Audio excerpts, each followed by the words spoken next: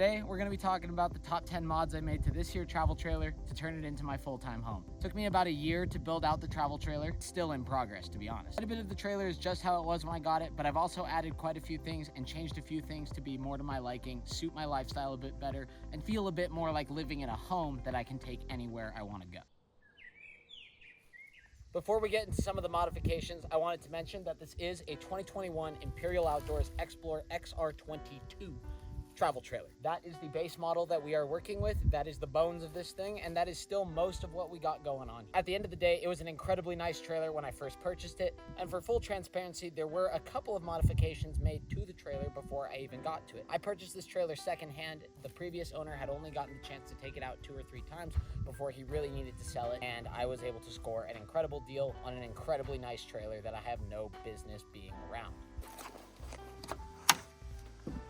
The first modification or upgrade I want to talk to you guys about is the desk, remote workstation, battle station, gaming station, whatever you want to call this general area of my trailer. If you look at the factory plans for an XR22, there's supposed to be a bench seated right here, and you would face outward, maybe looking at the TV or something similar. The desk itself, I had planned to build should I ever in some magical universe find myself inside of an XR22. Even though the previous owner only took the trailer out 2 or 3 times, he did remove that bench and add this desk. But this desk has served me flawlessly. I would love to take a router to some of these edges at some point or another. I just haven't gotten around to it. It's a bit sharp. I've needed it quite a few times bumping around inside of the trailer. 2 arms under here. If you just press some buttons, you can fold the whole thing down, containing everything you've got stored underneath. Under the center is the computer itself. Now, I don't have a full-on desktop computer anymore. I would love to build one in here in the future, so if you'd like to see that happen, be sure to get subscribed. At this particular moment, I found a way to mount my laptop up close to the bottom of the desk. We've got a dual monitor arm. I've got 2 27-inch monitors on it.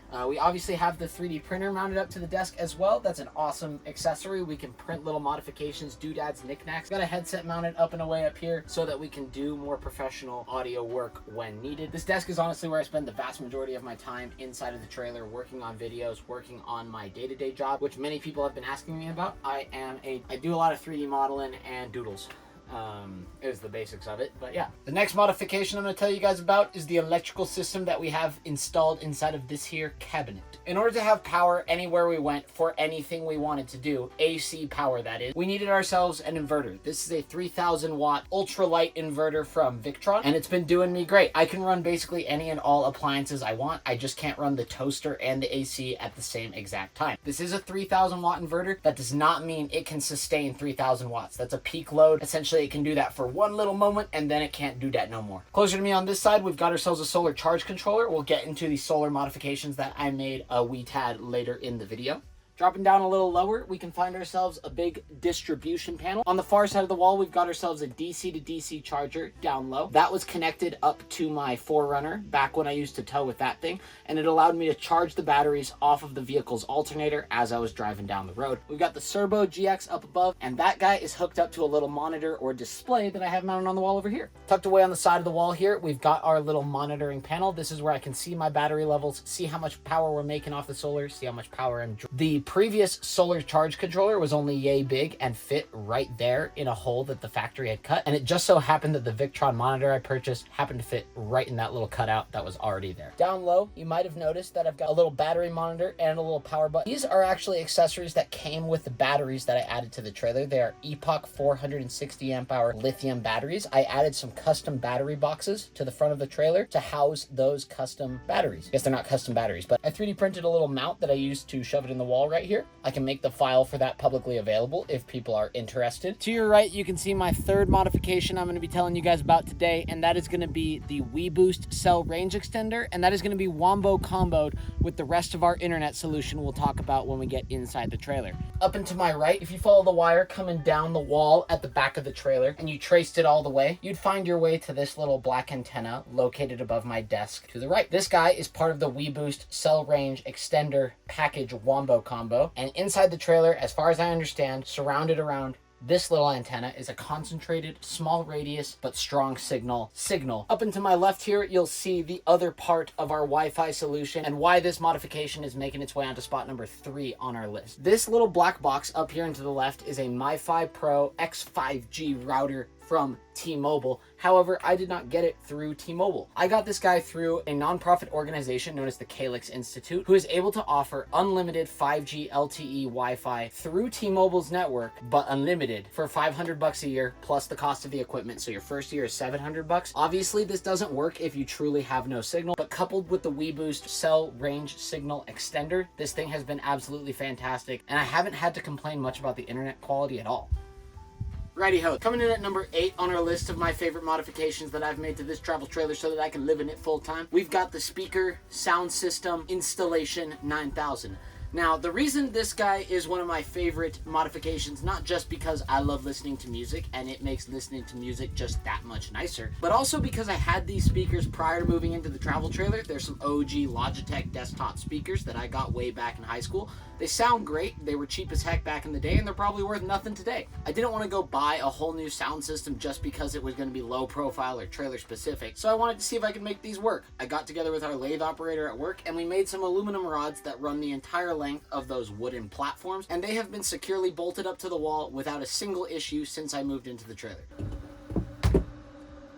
The fourth modification on our list of 10 is going to be the removable bike storage system. As you can see, we've got no bikes at the moment, but let me show you how this works. Down here on the ground, you will notice we have a couple pieces of L-track. I mounted these in by screwing straight through the floor, putting some oversized washers on the outside backside of my trailer, and I used long bolts going all the way through the floor to sandwich everything. I also added some double-sided adhesive below the mounts prior to bolting them down, so the entire surface area of this piece of L-track is effectively mounted to the floor. These pieces of L-track mount these guys. These are some bicycle fork mounts from a company called Freedom Coast, and they mount to the L-track with this little thumb tab you can see me spin. I wanted these mounts pretty dang explicitly, as this piece of L-track is super flush and barely gets in the way if you want to have this space free for hanging out when you need to transport your bikes in case it's raining outside, stormy, or you don't want them to get stolen. Crazy gust of wind. You can put them inside, mount your mounts so that you can mount your bikes to the mounts that you have mounted to the mounts.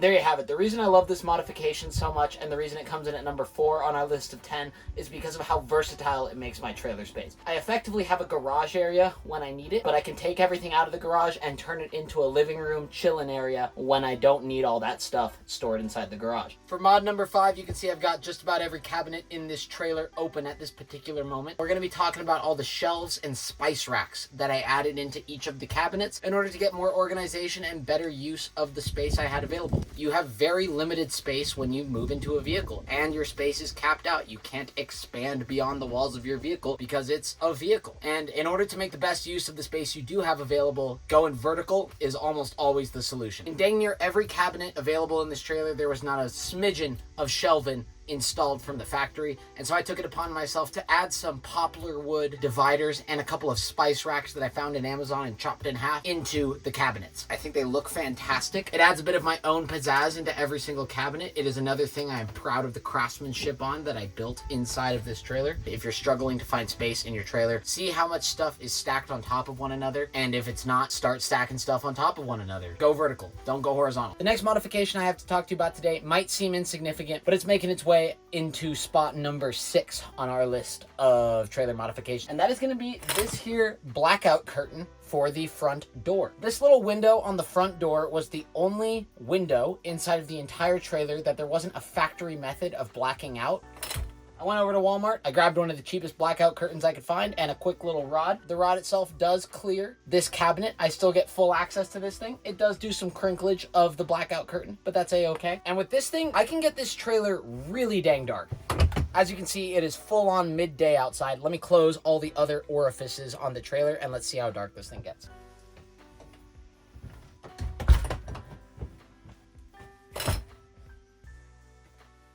Total darkness. It is freaking incredible. Coming in at number 7 on our list of 10 modifications to this here travel trailer, we're going to be looking at the triple threat in the form of our hanging trash can, our hanging dish drying rack, and our hanging laundry basket behind me. All three of these items came from the same company, and they are just gosh dang fantastic. I got myself these little metal loops from Tractor Supply Co., and they were able to perfectly fashion all three of these items to the wall without any much trouble. If I were to rebuild this trailer again, I might not put the hanging trash can right in front of the sink. It does make accessing the sink a little bit inconvenient, but it's not the worst thing I've ever done. Up and off the floor, freeing up some more floor space for interaction, walking, moving. The hanging laundry basket I think is pretty self-explanatory. Same sort of thing as the trash can. One less thing to move around and be pushing around now that it has a permanent dedicated spot where it doesn't need to move. Both the trash bag and the laundry basket have a zipper that runs the full length of the bag, allowing you to easily remove the contents from inside, whether that be the trash or the laundry. Now the hanging dish drying rack is a bit special in terms of its transformability. With the addition of a towel tucked underneath, it can be used to dry dishes as it was intended to do. When we need to get access to the 3-burner cooktop, it is right next to. It's got this little hook latched to its very bottom. We can fold the whole rack in half, clipping itself to itself, allowing us to get access to the burners underneath. There's a third function to this thing that I didn't actually start using until much later. I have installed an additional metal loop here at the bottom of the bag. By securely latching the bag in place, we can take things like our knives and tuck them in for safe travel while we are driving around.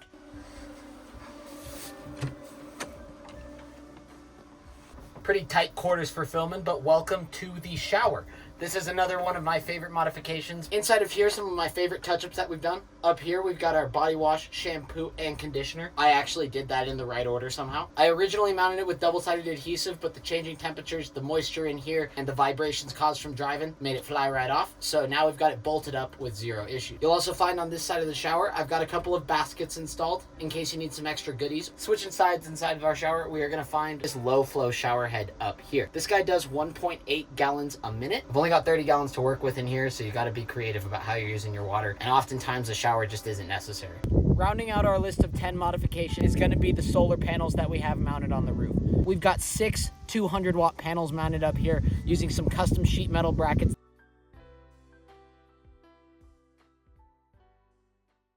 Righty-ho, and those were 10 modifications that I've made to this here travel trailer to make it feel a bit more home-like. I've really enjoyed living in this trailer, but I think without a few of the changes that I made, it really wouldn't be very livable. But with that, I hope you guys enjoyed today's video. Be sure to check out our other videos, whether it be taking the dog camping or installing this here 3D printer. If you haven't already, be sure to subscribe. We're going to be doing a special little thank you once we hit 10K, and I hope to see you guys in the next video. Thanks for watching. This is Sorta-Homeless, out.